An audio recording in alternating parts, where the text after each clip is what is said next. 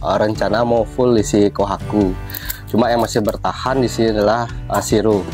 Jadi Shiro niki merupakan sebuah perjuangan dari dulu belajar breeding. Dialah yang pertama jadi indukan. Oh iya. Salah satu yang pertama. Oh iya.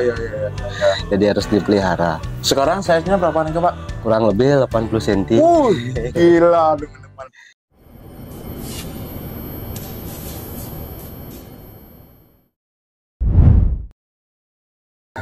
Halo teman-teman, salam sehat, salam buat keluarga dan salam koi satu hobi. Kali ini saya di rumah Pak dosen lagi, Omar Yoga, di Bak-Bakan Angkling Gianyar Bali. Kita ngobrol singkat ya Om ya. Ampura niki waktunya tiang ganggu-ganggu dikit. Tidak apa-apa, pintu selalu terbuka. Ini hari Minggu apalagi nggak ada rencana keluar sama istri. Ya nanti sore. Nah teman-teman, kita akan ngobrol santai sambil berbincang review-review singkat kolamnya. Nah Omar Yoga, sekarang ini kan ada beberapa pergantian koleksinya. Apa aja yang masuk, apa aja yang keluar enggak Pak? Ya, jadi karena yang gemar sekali di Gosanki, jadi rencana mau full isi Kohaku. Cuma yang masih bertahan di sini adalah Shiro. Jadi Shiro niki merupakan sebuah perjuangan dari dulu belajar breeding. Dialah yang pertama jadi indukan. Oh iya. Salah satu yang pertama. Oh iya. Jadi harus dipelihara. Sekarang size-nya berapa nih Pak? Kurang lebih 80 cm. Gila teman-teman. Yang keluar waktu niki ada soa, juga ada beberapa polosan gitu. Jadi sekarang fokusnya main di Kohaku merah putih Indonesia. Sekarang berapa populasinya niki? Untuk indukan yang produktif, yang betina ada 3 ekor dan ada satu lagi ya hampir 4 ekor. Cuma untuk pejantan juga ada, tapi dititip di rumah penghobi karena dia buat kolam baru biar tidak beli ikan juga. Jadi penghobi yang sering kesini lah, sudah temenan bagus ya, saya kasih pejantan-pejantan di sana. Nanti ketika saya perlu mau breeding lagi, jadi saya ambil. Oh iya. Nanti sudah selesai saya kasih dia lagi kembali gitu ya. Keperluan untuk cerot aja ya. Ya keperluan untuk ya gitu. Nah sekarang ini berarti di sini ada dari hasil breeding Pak Omar Yoga ya? Ada hampir ya 70% hasil breeding. Sekarang hasil breeding 70%. Ya. Yang kecil-kecil dulu ya, 1, 2, 3, 4, 5 ya hasil breeding itu ya? 6 ekor hasil breeding yang kecil-kecil, dan pejantan ada 2 ekor dan betina 1. Oh sudah hampir semuanya ya? Hampir 10 ekor. Dari 13 ekor yang ada di sini, 10 ekor hasil breeding. Wih, gila. Itu pun udah sisa pilih dari penghobi. Nah, Omar Yoga, untuk kondisi penjualan koi dan untuk kondisi penghobi koi menurut Omar Yoga sekarang ini gimana? Ya kalau sekarang ya ada penurunan. Ada penurunan ya. Tentu yang namanya hobi kan udah pasang surut. Benar. Satu sisi koi menurun, satu sisi hobi yang lain meningkat. Ya. Kan jadi untuk balancing di bidang 2 hobi ini ya nggak bisa. Mungkin 3 hobi, 4 hobi nggak bisa. Mungkin sekarang teman-teman fokus main hobinya di hal apa gitu. Mungkin di koi ya menurun. Kan nggak mungkin orang ke bisa stabil semuanya koi yang harus bagus-bagus, hobi yang lain biar bagus-bagus, nggak mungkin. Jadi ada penurunan. Tapi yakin kalau koi itu tidak ada matinya. Nggak ada matinya. Nah, kenapa keyakinan itu bisa menjadi barometer ukuran saya? Ketika penghobi punya ikan di kolamnya, misalnya mati nih semua nih ikannya, misalnya hal terburuk, pasti dia akan beli ikan baru lagi. Nggak ada penghobi ini kapok namanya memelihara ikan koi. Kecuali penghobi ikut-ikutan kan beda lagi. Beda lagi. Kalau hobi sekarang koi, ya pelihara koi, udah nggak serak lagi pelihara koi. Hobi yang lain tuh misalnya beda lagi kasusnya. Benar. Kalau penghobi benar-benar menikmati koi, menikmati renang koi, menikmati bagaimana pertumbuhan ikan koi, merawat dan lain sebagainya, pasti hobi ikan koi nggak ada matinya. Benar. Karena begini juga saya tambahkan sedikit. Kalau hobi yang lain berhenti kan bisa digini, tapi kalau koi ini kan harus bongkar kolam, Pak. Masuk akal nggak? Bener. Biaya buat kolam juga tidak sedikit. Tidak sedikit. Rata-rata udah 40 jutaan buat kolam ya. Ya. Kan harus bongkar kolam, percuma lagi kecuali ada dibikin rumah gitu Ya, kan berbeda. Kecuali urgensinya bongkar itu buat rumah, buat warung atau apa, garase dan lain sebagainya ya. Mungkin ya. Mungkin saja. Nah, Pak, mau nanya nih teman-teman, kan banyak yang DM saya, bagaimana sih tips agar jernih kolamnya seperti ini, Pak? Dari video kami yang disaksikan hampir 500.000 orang, Pak. Yang pertama itu loh tanpa pompa itu 500.000 orang, teman-teman. Banyak yang DM, ratusan. Gimana sih caranya biar jernih gini gitu? Ya. Tipnya cuma sederhana. Ketika buat kolam, filtrasinya itu maksimalkan misalnya 40% dari luas kolam. Misalnya kolamnya 10 ton, filtrasinya barangkali 4 ton. 4 ton ya.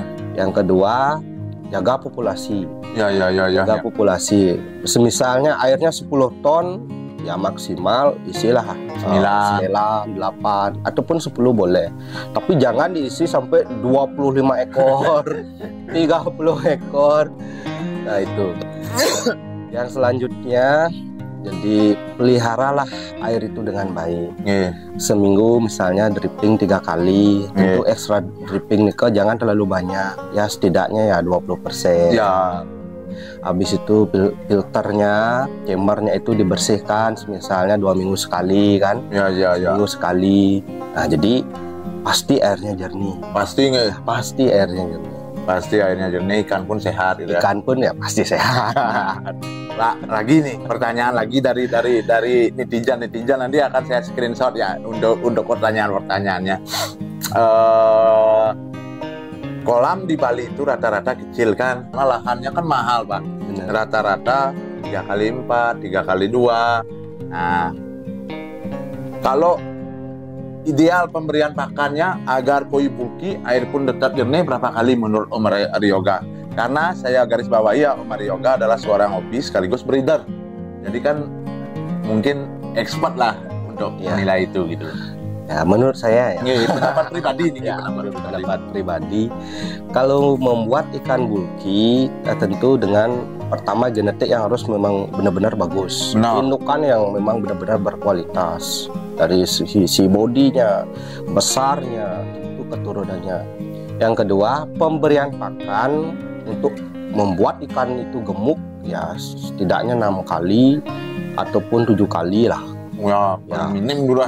Tentu dengan protein juga yang bagus. Ya. Jangan pakan lili dikasih 7 kali, 8 kali, toh juga hasilnya nggak bakalan maksimal. Ya. Yang ketiga, jaga juga populasi itu sendiri gitu. Ketika ngasih 6 kali, 7 kali, tapi kebanyakan makan, nah tentu amonia itu kan tinggi. Kolam makan tinggi dan berefek pada ikan itu kan sakit. Nah, itu tip-tipnya. Jadi pendapat saya pribadi, selama saya memelihara ikan koi, ya jadi tidak pernah puspakan sebenarnya sampai 6 kali 7 kali karena gosanki kan. Takut pecah ya? Takut pecah. Tapi untuk membuat ikan itu mau gemuk sedikit, bodinya lebih bagus, habis itu shining juga polanya bagus, shining beninya, sirojinya ya cukup kasih 3-4 kali. Cukup ya? Cukup. Ya. Cuma dengan takaran yang memang benar-benar ikan itu ketika kita kasih makan ya jangan sampai kenyang banget, sampai makanan itu nggak dimakan, nggak habis, sampai dia benar-benar 10 menit atau 8 menit itu udah habis dimakan. Oke. Cukup segitu aja. Ya. Jadi itu tip dari saya. Ya, jadi rata-rata penghobi memiliki caranya tersendiri. Nah, ini menurut versi Om Aryoga. Nah, versi Om Aryoga kurang lebih sama dengan saya, teman-teman. Nah, cuma bedanya saya fokus ke polosan, beliau ke gosanki. Nah, Pak, kalau pakan colornya seminggu berapa kali ngasih, Pak? Kalau saya nggak pernah ngasih pakan color. Nggak pernah ya? Nggak pernah. Mau merah-merah gini loh. Memang ini kan pilihan genetiknya ya. Oh iya, itu kan ya. Jadi kan koi ketika buraya sampai pada kita proses sortir pertama, jadi kita yang pilih itu kan memang benar-benar memiliki kualitas benih yang benar-benar merah. Iya. Merah dalam artian belum merah seperti sekarang, tapi sudah lebih merah dari teman-temannya. Iya. Jadi itu merupakan dari kecil kita sudah mengetahui bahwa ikan ini loh bakal berkualitas merahnya. Iya. Tentu dengan proses dia sampai tahapan akhir, ketika kita sudah sortir sampai 7 kali, 8 kali. Jadi kita pilih bodi yang bagus. Habis itu kualitas benih yang bagus, sirojinya, dan baru pola. Nah, kalau sudah ketemu beberapa ekor, misalnya 20 ekor, 25 ekor, baru kita post dan baru kita pasarkan. Dari ribuan itu. Ya. Tingkat sortirnya kencang banget ya, harus baku tuh ya. Ya, wajib. Mungkin kalau benih-benih itu dibuang mungkin ya. Kalau sekarang benih-benihnya saya taruh di objek wisata misalnya. Ada desa yang memiliki objek wisata, pasti saya support. Nggak usah bayar. Nggak usah bayar. Ya kok jarang ya penggemar benih, padahal bagus ya. Dulu banyak saya edarkan benih, namun saya pinginnya memang benar-benar dikenal di Gosanki. Satu lagi teman-teman, saya tambahkan sedikit. Jika ikan koi tidak kuat gennya, teman-teman push pasti kayak helikopter teman-teman, bedog, bahasa Balinya bedog. Perutnya aja besar. Pot belly bahasa Indonesianya atau bahasa kerennya teman-teman. Itu teman-teman, itu pengalaman saya ya. Kalau nggak kuat gennya, kita push apalagi tembak makan CKK, Mizuho apalagi teman-teman, lagi hasil bedog teman-teman. Benar nggak Pak? Benar sekali. Bagi teman-teman yang nyari pakan import seperti yang saya bilang, nanti klik linknya di mana ya, di sini ya, nanti saya cantumkan. Bagi teman-teman yang nyari mic TNW seperti yang kami pakai ini, nanti klik aja. Kamera Canon EOS juga nanti lampirkan. Nah itu teman-teman. Nah Pak, selanjutnya bagi teman-teman yang nonton video kita 2 tahun lalu 500.000 itu pasti udah tahu spek kolam ini. Nah, ada subscriber baru banyak Pak. Nah, mungkin bisa dijelaskan spek kolamnya, pompanya, aerator, dan sistemnya Pak. Monggo. Luas kolam bersihnya ya di luar filter ini ada 4 kali 3,5. Kedalaman 120 dengan 2 airlift. Airlift 1 dari LP 100, yang kedua dari HP Advan 60.000 kalau nggak salah, 60.000. Nah, jadi dengan luas kolam yang bersih 4 kali 3,5, filternya 2 kali 3,5, hampir 50% dari luas kolam. Ya, jadi filternya itu atau chambernya semuanya dalamnya 150, lebih dalam dari kolam. Jadi dengan kita membuat kolam yang sudah dirancang sedemikian rupa gitu. Jadi diharapkan memang untuk menemukan kualitas air yang bagus gitu. Nah, jadi apa sih media kolam saya? Bisa nanti dicek adalah batu apung untuk biologis. Asli Indonesia. Kerang oyster juga sedikit. Dan di mekanisnya itu yang murah. Tentu ada beras, ada jaring nelayan. Media meter murah aja ya. Sama teman-teman. Semuanya sederhana, namun bagaimana kita menyeting untuk hasil yang maksimal. Itu teman-teman. Jadi kalau untuk masalah media filter, pilihan aja sih. Ada yang suka premium, monggo. Ada yang suka sederhana seperti kami, silakan. Jadi yang penting luas volume filternya 30, 40, 50. Bahkan lebih kalau bisa, lebih bagus. Jangan lupa like, comment, share, dan subscribe. Jika kami ada salah kata, salah ucap yang memang kami tidak sengaja, maaf ya. Salam buat keluarga dan salam koi. Bye-bye.